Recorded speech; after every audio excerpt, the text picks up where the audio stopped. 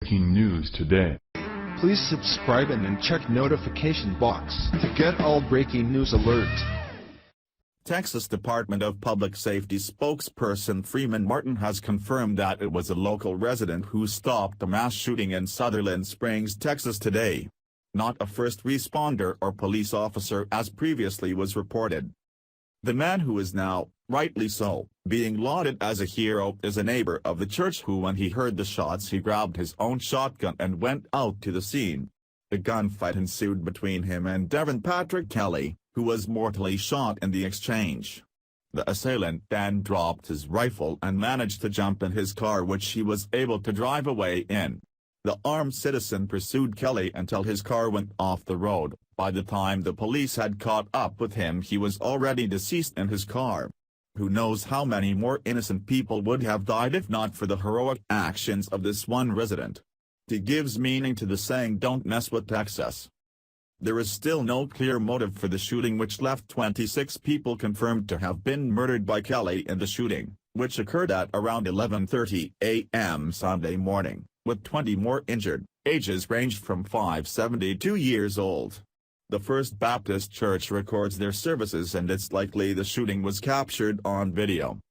In a Facebook post, Langendorf's girlfriend Summer Cadle described how the pair had jumped in my boyfriend's truck and they chased that sick BD down in pursuit until the cops could catch up. He was able to run the shooter off of the road on 539. Langendorf told XOT 12 that he'd been speeding at 95 miles per hour, while on the phone to dispatch, while Williford kept his rifle trained on the gunman's car. As they approached a sharp curve in the road, near the 307 and 539, he said Kelley appeared to lose control and his car swerved off the road. "That's when I put the truck in park," he said. The other gentleman jumped out, and had his rifle on him. He didn't move after that. Cadle added that Kelley died within a few feet from her boyfriend.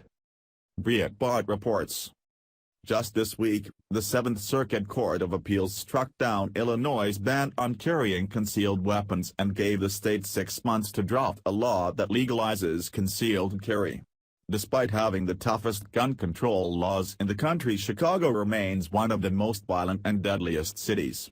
A concealed carry law will make Illinois better and safer. Gun control advocates just need to look at Virginia.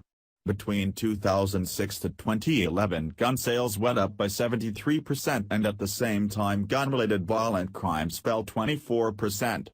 Virginia Commonwealth University professor Thomas R. Baker, who specializes in research methods and criminology, said this proves that more guns do not in fact cause more violence.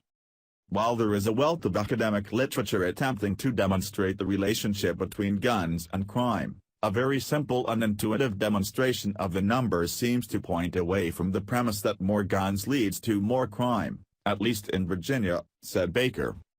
Baker examined 6 years of data from the Virginia Firearms Transaction Center that broke down the number of gun transactions for every federally licensed firearm dealer in Virginia. Background checks went up from 243,251 in 2006 to 420,829 in 2011. In 2006 there were 23,431 violent crimes in Virginia and dropped to 18,196 in 2011.